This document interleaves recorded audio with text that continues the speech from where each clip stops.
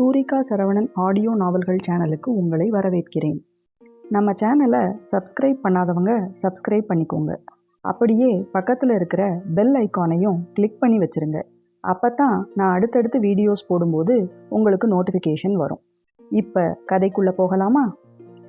அமுதம் பொழியும் குமுதம் மலரும். எழுத்து மற்றும் வாசிப்பு உங்கள் சூரிகா. அத்தியாயம் 18.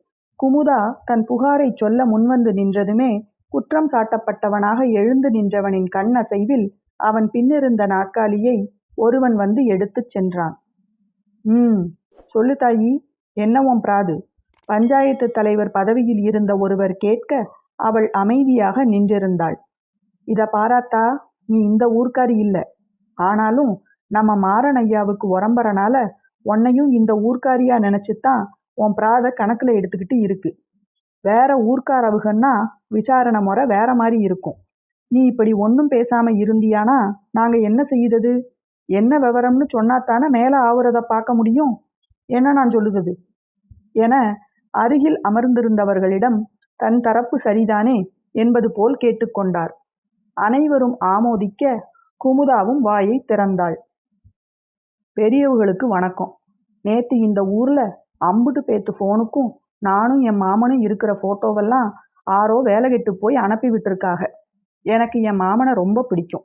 அவர்களுக்கும் என்னை பிடிக்கும்னு தான் நினைக்கேன். ஆனா அதுக்காக வரமுறை மீறி கண்ணாலத்துக்கு முன்னால கண்டபடி நடக்கிறவங்க நாங்க இல்லை.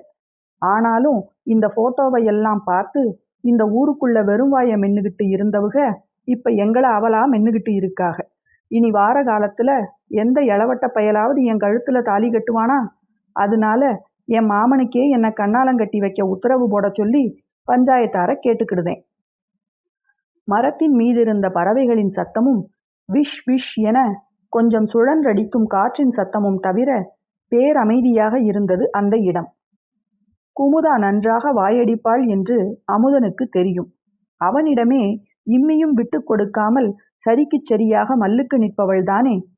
ஆனால் சரியாக பேச வேண்டிய விஷயத்தை மட்டும் நறுக்கு தெரித்தாற்போல் ஒரு வழக்கறிஞரின் வாய்சாலகத்துடன் பேசி முடித்திருந்தவளைக் கண்டு வியந்தவன் அந்த வியப்பையும் மீறி அவள் பேசிய விஷயத்தில் அதிர்ந்து போய் நின்றிருந்தான். அவளோ மறந்தும் அவன் புறம் பார்க்கவில்லை. தன்னை பார்த்தால் பார்வையிலாவது என்ன இப்படி செய்து வைத்திருக்கிறாய் என கேட்கலாம் என்று பார்த்தவன் அவளின் கண்டு கொள்ளாத பாவனையில் செய்வதறியாது கையை பிசைந்து கொண்டு அதன்பின் ஒரு முடிவுக்கு வந்தவனாக மெல்ல கனைத்து கொள்ள இப்போது அனைவரின் பார்வையும் அவன் மீது குவிந்தது. பஞ்சாயத்தாருக்கு ஒரு கோரிக்கை.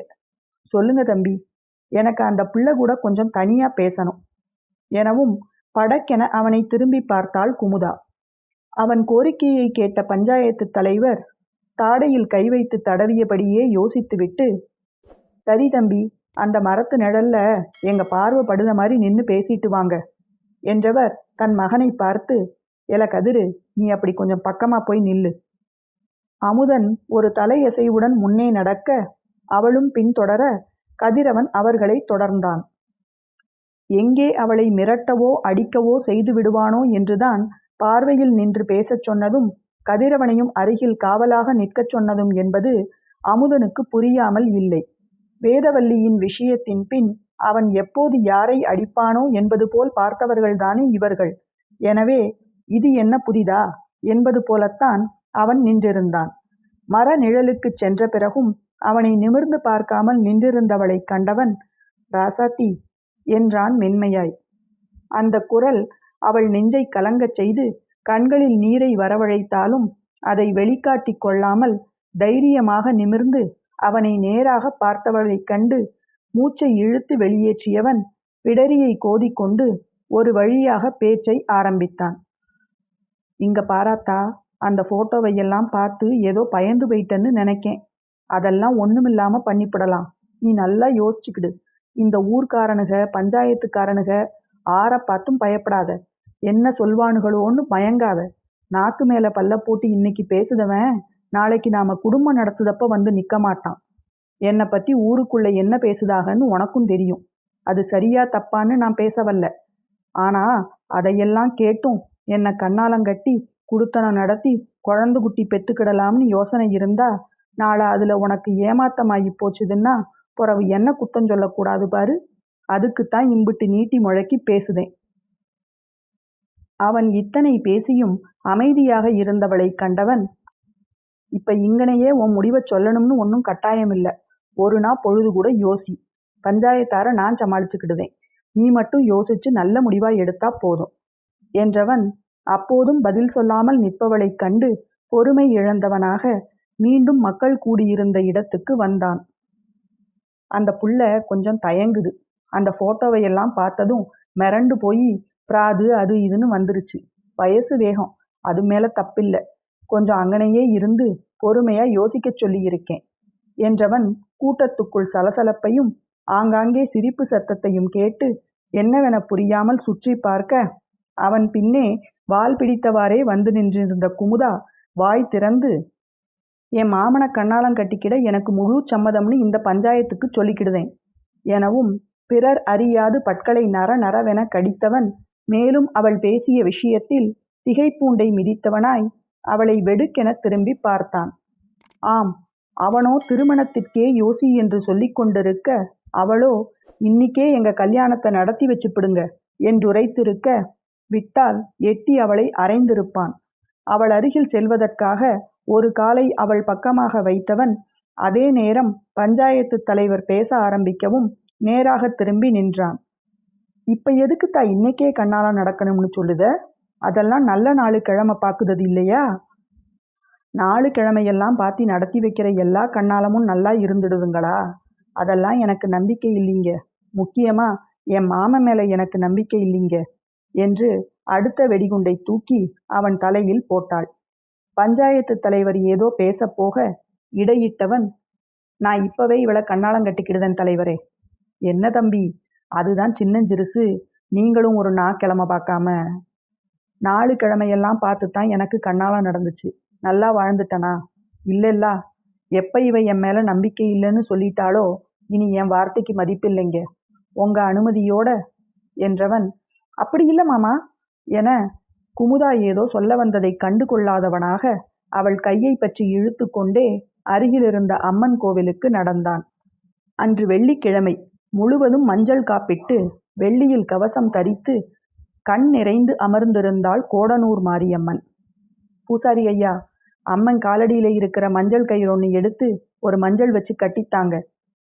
இதற்குள் பஞ்சாயத்தின் மொத்த கூட்டமும் கோவிலின் முன் கூடியிருக்க, அவன் சொன்னது போலவே மஞ்சளை கயிற்றில் கட்டி தயார் செய்த மாங்கல்யத்தை பூசாரி தட்டில் வைத்து கொண்டிருக்க, அவரை பூசாரி ஐயா என அழைத்தவள் அவர் அருகே வந்ததும் தன் இடுப்பில் செருகி வைத்திருந்த தங்கம் கோர்த்த 10 பவுன் தாலிச்சரடை எடுத்து அவர் கையில் கொடுத்து, இதையும் அம்மன் காலடியில வச்சு ஆசீர்வாதம் பண்ணி கொடுங்க எனவும் அந்த சரடை பார்த்தவன், எல்லாத்தையும் திட்டம் போட்டுத்தான் வந்திருக்கா என முணுமுணுத்து கொண்டே முகத்தை கடுகடுவென வைத்திருந்தான்.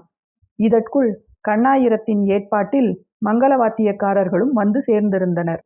பூசாரி மந்திரங்களை ஓத கெட்டி மேளம் முழங்க முன் நின்றிருந்தவளின் கழுத்தில் மஞ்சள் கயிறை வைத்தவன் முடிச்சிடாமல் தாமதிக்க, குனிந்திருந்தவள் என்னவென புரியாமல் நிமிர்ந்து பார்த்தாள். அவன் கண்களில் கோபமும் இல்லாமல் வெறுப்பும் இல்லாமல் இப்படி செய்துவிட்டாயே என்பது போல் ஒரு பாவனை மட்டும் இருக்க, அவளோ மன்னிச்சிருங்க மாமா என்பது போல் கண்களில் ஒரு யாசிப்புடன் பார்க்க, ஒரு பெருமூச்சுடன் 3 முடிச்சுக்களை அவன் இட்ட நேரம் கோவிலுக்குள் நுழைந்திருந்தார் மரகதம். காலையில் தண்டோரா போட்ட விஷயம் தெரியாமல் உள்ளே இருந்தவர் அப்போதுதான் கோகிலா விஷயத்தை சொல்ல கேட்டு அறக்க பறக்க ஓடி வந்திருந்தார். அமுதன் அடுத்து அந்த தாலிச்சரடையும் அணிவித்துவிட்டு பூசாரி சொன்னபடியே குங்குமத்தையும் அவள் நெற்றியிலும் வகிட்டிலும் தாலிச்சரடிலும் வைத்து விட்டான். 2 பேரும் அம்பாளை கும்பிட்டுக்கோங்கோ. அவன் அமைதியாக நிற்க, அம்மனை கண்களில் நீர் வழிய மனதார வணங்கிவிட்டு நிமிர்ந்தவள் எதிரில் மரகதத்தை கண்டதும் புன்னகை பாதியும் அழுகை மீதியுமாக இதழ்கள் துடிக்க சட்டென ஓடிச் சென்று அவர் கால்களில் விழுந்து பணிந்தாள். அவளை அள்ளி எடுத்து உச்சி முகர்ந்தவரின் பார்வை, அவசரப்பட்டுட்டியேத்தா என்ற செய்தியைச் சொல்ல கண்களை இமைத்து எல்லாவற்றையும் தான் பார்த்து கொள்வதாக கூறாமல் கூறி புன்னகை புரிந்தவள் அமுதனை திரும்பி பார்க்க அவன் அங்கே இல்லை. பதறி தேடியவளிடம் வந்த கண்ணாயிரம், ஐயா இப்பத்தான் பைக்ல ஏறி போறாகம்மா என்றான் வருத்தத்துடன். தன் எஜமானனுக்கு நல்ல வாழ்க்கை அமைய வேண்டும் என்ற ஆர்வத்தில் குமுதாவுக்கு உதவியாக எல்லா விஷயங்களையும் செய்தவனுக்கு இப்போது உண்ட வீட்டுக்கு ரெண்டகம் செய்து விட்டோமோ என்ற குற்ற உணர்ச்சி ஆட்டிப் படைக்க அவன் வருந்துவதைக் கண்டவள், "வெசனப்படாதியா அண்ணாச்சி, எல்லாம் நல்லதுக்கு தான் நடந்திருக்கு" என்று அவனை தேற்றினாள். "வாங்கத்த, வீட்டுக்கு போவோம்" என்று கிளம்பியவளை இப்போது எந்த வீட்டுக்கு அழைத்துச் செல்வது என்று குழம்பிய மரகதம், பின் அவன் மனம் ஒப்பித்தானே தாலி கட்டினான், இனி அவன் பெண்டாட்டி அவன் வீட்டில்தான் இருக்க வேண்டும் என முடிவு செய்து கொண்டவர் அவளுடன் கோவிலை விட்டு வெளியே வந்தார். மாரியம்மன் கோவிலின் அருகில்தான் வீடு என்பதால் பொடிநடையாக இருவரும் நடக்க, ஊரே அவர்களுடன் நடந்து கொண்டே அவர்களுக்குள் கிசுகிசுத்துக் கொண்டே வந்தனர். ஊர் பேசுவதைப் பற்றி கவலை கொள்ளாத இருவரும் விறுவிறுவென நடந்து வீட்டு வாசலை நெருங்கியிருந்தார்கள். "ஒரு நிமிஷம் நில்லுத்தா" என்றவர் முதலில் உள்ளே சென்று ஆலம் கரைத்து வந்து தனக்கு எப்போதுமே ஆதரவாக இருக்கும் ஒரு சில பெண்களை அழைத்து ஆலம் சுற்றச் சொல்ல, குமுதாவோ அவரையும் சுற்றச் சொன்னாள். "நான் எதுக்குத்தா?" அவள் முறைக்க, வேறு வழியில்லாமல் மனத்தை சமாதானப்படுத்தி கொண்டவராக மற்றவர்களுடன் சேர்ந்து ஆலம் சுற்றி பின் மருமகளை வீட்டுக்குள் அழைத்து கொண்டார். அதே நேரம் தொலைவில் தோப்பு வீட்டின் வாசலில் வண்டியில் நுழைந்து கொண்டிருந்தான் அமுதன். அந்த வீடு வேதவல்லியுடனான திருமணத்தை ஒட்டி அவன் பார்த்து பார்த்து கட்டியது. அந்த திருமணம் தோல்வியில் முடிந்த பிறகு அவன் அந்த பக்கம் வந்ததே இல்லை. முன்னால் இருக்கும் மாந்தோப்பை மட்டும் பார்வையிட்டு விட்டு கணக்கு வழக்கை பார்த்துவிட்டு கிளம்பி விடுவான். அவனுக்கு அமைந்த விசுவாசமான வேலையாட்கள் அவன் சொல்லாமலே அடிக்கடி வீட்டில் தூசு தட்டி கூட்டி துடைத்து சுத்தமாக வைத்திருந்தனர் என்பது கதவை திறந்ததுமே அவனுக்கு புரிந்து போனது. பெரிய கூடத்தின் ஓரத்தில் மெத்தை விரித்து எதிரே தொலைக்காட்சி பெட்டியை வைத்து கூடத்தின் அந்தப்புறம் பெரிய இரும்பு ஊஞ்சல் கட்டி என அவன் செய்திருந்த ஏற்பாடுகள் எதிலும் பார்வையை செலுத்தாமல் நேராக உள்ளே சென்றவன் படுக்கையில் சென்று விழுந்தான். தலை வலிப்பது போல் இருந்தது. என்னென்னவோ கற்பனைகள் செய்து வைத்திருந்தான் அவன். குமுதாவை நன்றாக படிக்க வைத்து பெரிய மருத்துவராக்கி இந்த ஊருக்கே, நாட்டுக்கே, ஏன் உலகத்துக்கே அவள் பெயரை தெரிய வைக்க வேண்டும் என்றெல்லாம் மனதுக்குள் அடுக்குமாடி கோட்டைகள் கட்டி வைத்திருந்தான். அவள் மற்ற பெண்களைப் போலில்லை. அசாத்திய நினைவாற்றலும் ஒரே விஷயத்தில் கவனம் செலுத்தி படிக்கும் தன்மையும் படித்ததை அழகாக எழுத்தில் முன்வைக்கும் தன்மையும் என முதலிடத்தில் வரக்கூடிய ஒரு மாணவிக்கான அத்தனை அருங்குணங்களும் வாய்க்கப் பெற்றிருக்கிறாள் என அவன் அவளை தலைமீது தூக்கி வைத்து கொண்டாடி கொண்டிருக்க, கடைசியில் அவளும் சராசரி கிராமத்து பெண்ணைப் போல் கல்யாணம், குடும்பம், குழந்தை என யோசிக்க ஆரம்பித்தது அவனை மிகுந்த ஏமாற்றத்துக்கு உள்ளாக்கி இருந்தது. அந்த புகைப்படங்களில் இருந்த விஷயங்களை அவன் விளக்கி எடுத்துச் சொல்லி மற்றவர்கள் அவளையும் அவனையும் தவறாக நினைக்காமல் தடுத்திருக்க அவனால் முடியும். ஆனால் அவன் மேல் நம்பிக்கையில்லை எனச் சொல்லி அவனை ஒரேடியாகச் சோர்ந்து போகச் செய்து தன் காரியத்தை நிறைவேற்றி கொண்டாளே என கோபம் கொண்டிருந்தான் அவன். தனக்குள் யோசித்து யோசித்து அவன் களைப்படைந்து கொண்டிருக்க அவன் அலைபேசி அழைத்தது. குமுதாவின் எண்ணெய் கண்டவனுக்கு ஆத்திரம் மிக, "என்ன ஏத்தம் இவளுக்கு, எனக்கே கூப்பிடுதா" என முனகிக் கொண்டே அழைப்பை துண்டித்தவன் அவள் மீண்டும் மீண்டும் அழைக்க அலைபேசியை ஒலி எழுப்பாமல் இசைப்பது போல் போட்டுவிட்டு திரும்பி படுத்து கொண்டான். இங்கோ அலைபேசியை வெறித்து பார்த்து கொண்டே அமர்ந்திருந்த குமுதாவின் தோள் தொட்டு திருப்பினார் மரகதம். சிறிது நேரம் முன்பு ஆலம் எடுத்து வீட்டுக்குள் அழைத்து வந்தவளை, "மொதோ சாமி ரூம்ல விளக்கி தீரு தாயி" என்றவர் அவளுக்கு பால் பழம் எடுத்து வர உள்ளே சென்றார். அவள் விளக்கேற்றி வந்ததும் அவளுக்கு பழத்தையும் பாலையும் கொடுக்க முற்பட, "வேணா அத்த, மாமா ஒன்னும் சாப்பிடாம கோபமா போயிட்டாக, எனக்கும் ஒன்னும் சாப்பிட பிடிக்கல" என்று விட்டாள். அவளை வற்புறுத்தி பார்த்த மரகதம் அவள் திடமாக மறுத்துவிடவே, "சரி, நீ ரூம்ல போய் உட்காரு, நான் இத வாரேன்" என்றவர் சமையல் கட்டுக்குச் சென்று மதியத்துக்கு என்ன சமையல் என்றெல்லாம் கட்டளைகள் பிறப்பித்துவிட்டு குமுதா அமர்ந்திருந்த அறைக்கு விரைந்தார். வந்தவர் அவள் அலைபேசியை வெறித்து கொண்டே அமர்ந்திருந்ததைக் கண்டு அருகே வந்தமர்ந்து, "வெசனப்படுதியத்தா" எனவும் அவள் கண்களில் நீர்த்திரை. 3 வருஷமாச்சு இந்த வீட்டுக்கு வந்து.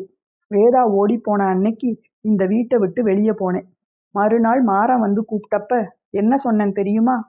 குமுதா கேள்வியாக நோக்க, என்னைக்கு நீ நல்ல புத்தி வந்து முழு மனசா நல்லபடியா குடுத்தனம் நடத்துவேன், என்னை நம்பி வாரவளை கண்ணு கலங்க விட மாட்டேன்னு உறுதி எடுத்துக்கிட்டு ஒரு புள்ளைய கண்ணாலங்கட்டுதியோ, அன்னிக்குத்தான் இந்த வீட்ல நான் காலெடுத்து வைப்பேன்னு சொன்னேன். குமுதா ஏதோ பேசப் போக அவளை கையை காட்டி அமைதியாக இருக்கும்படி சைகை செய்தவர், ஆனா அந்த நாளு வராதுன்னு எனக்கு அடுத்த 2 நாளிலேயே தெரிஞ்சு போச்சு. அவள் புருவம் சுருக்கவும், ஆமா தாயி, என் புள்ளையால ஒரு பொண்ண கண்ணாலங்கட்டி சந்தோஷமா வச்சுக்கிட முடியாது. அவன் உடம்புல ஏதோ கோளாறு இருக்குன்னு பிறவுதான் எனக்கு தெரிஞ்சுது. அத்தியாயம் 18 நிறைவடைந்தது. அமுதனுக்கும் குமுதாவுக்கும் திடீர்னு கல்யாணம் முடிஞ்சு போச்சு. ஆனா அமுதனுக்கு உடம்புல ஏதோ குறை இருக்குதாமே, என்னன்னு அடுத்த அத்தியாயத்துல பார்க்கலாம். வீடியோ உங்களுக்கு பிடிச்சிருந்தா லைக் பண்ணுங்க, உங்க ஃப்ரெண்ட்ஸ் அண்ட் ஃபேமிலிக்கு ஷேர் பண்ணுங்க, உங்க கருத்துக்களை கமெண்ட் பண்ணுங்க. மறக்காம நம்ம சேனலை சப்ஸ்கிரைப் பண்ணுங்க. சீக்கிரமே அடுத்த வீடியோவோட உங்களை சந்திக்கிறேன். நன்றி.